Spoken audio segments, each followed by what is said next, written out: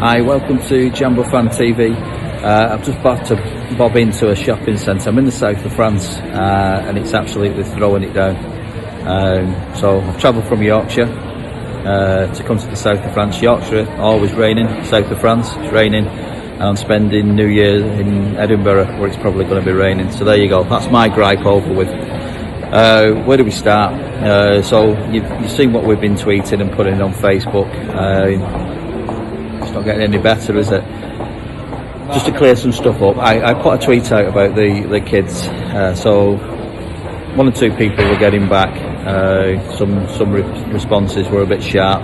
I'm not saying bring kids in and everything's going to be okay. I'm not saying bring kids in and these kids are going to solve all our problems and that's it. You know, we're off the bottom of the table. What I'm saying is give them a chance. So week in, week out now, we've been doing the same thing with the same players and getting the same results. These kids are chomping at the bit to prove, and have been for some time. These kids were doing okay with arts, as far as I'm concerned anyway. Maybe they were, you know, some people were put into situations for a full game, or they were put into, you know, brought on as such bit parts. But what we asked of them, they did. Levine shipped them out.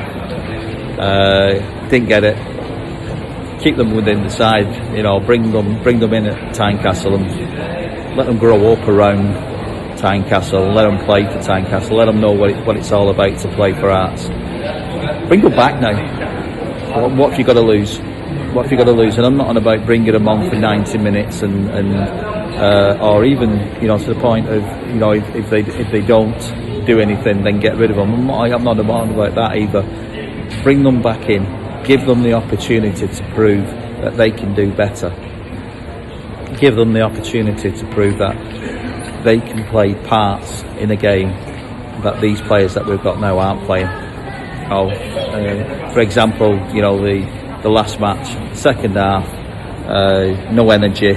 It was like a different team had come out, and you can imagine, and I'll keep going on about the lad, but I've got a lot of time for him. Can you imagine bringing a McDonald on or somebody like that who's enthusiastic, who's bited, wants it, really wants it, wants to, you know, play for Arts, putting him in there, you know, even if it was 20 minutes, you get more energy out of him than most people, or most of them players would give you for 90 minutes.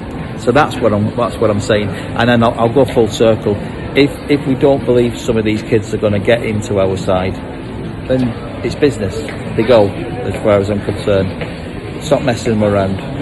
Give them that opportunity. You know, give them the opportunity over 6 to 8 months to show that they've got what it takes. And I know 3 or 4 of them will be first team players if you give them that opportunity. Papers. The club's got to make a statement, haven't they? They can't keep allowing newspapers to come out with these stories, basically trying to cause trouble, put pressure on the manager. These Glasgow-based idiots, you know, they're loving it. They're just writing anything that they want, and all it takes is a statement from the club. That's all it takes. Just come out, say what's happening, say why. If he's in Germany over Christmas, say why. If they're not training over Christmas, say why. You know, if Levine is coming in the afternoon and McPhee's coming in the morning, it's a joke, innit? But if he's coming in the morning, say what the crack is. Don't give the papers the power. Come out, do a story yourself. But we're on the Levine thing. I don't get it. But I don't run the club. So again, if this is the reason, you know, Levine's getting rid of players and McPhee's bringing players in, if that story's true, come out and say it. You know, it's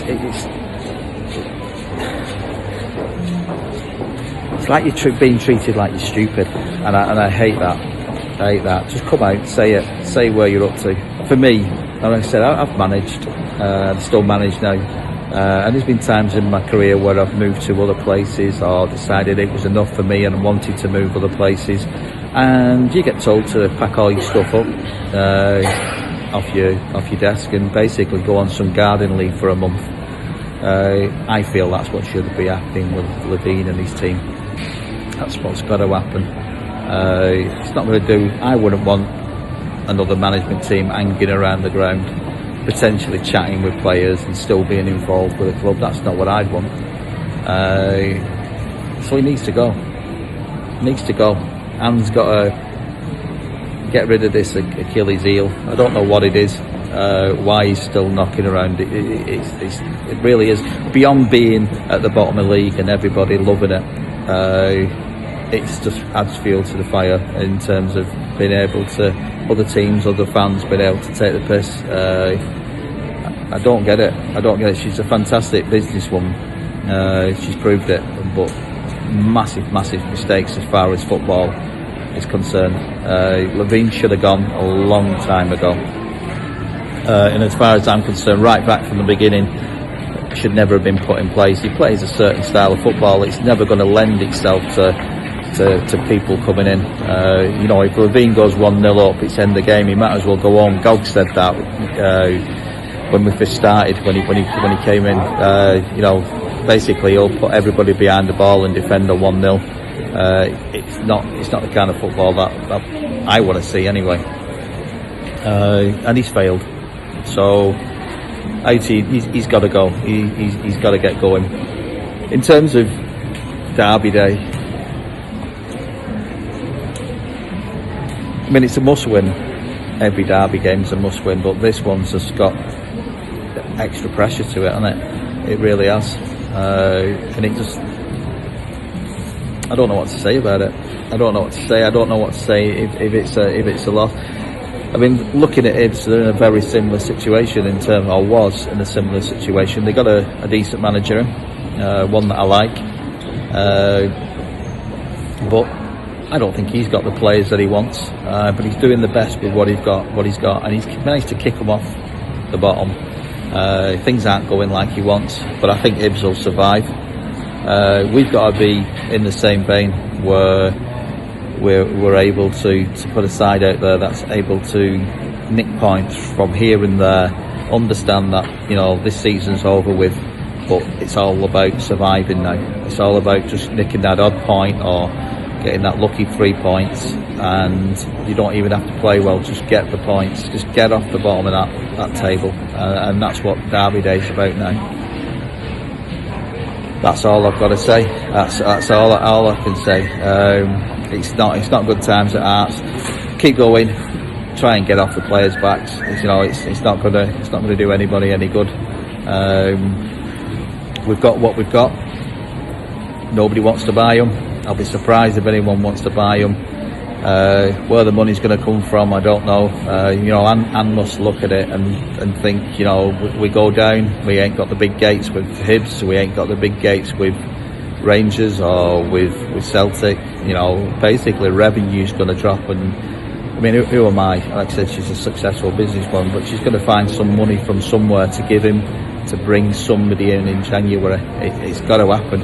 As well as the kids being given their opportunity, somebody got to come in and somebody got to score goals, because as soon as we go 1-0 down, it's game over. It really is, because at tops we might get a lucky goal, but we're certainly not scoring 2 at the moment. So she's got to dig deep, she's got to invest. Fans have invested in the club.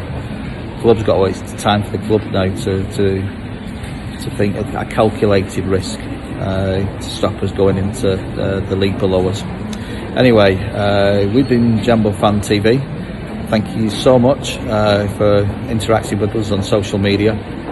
Please subscribe. Have a great Christmas, a fantastic New Year, and we'll see you in 2020. I'm going back out into the rain now. You look after yourselves. Bye bye.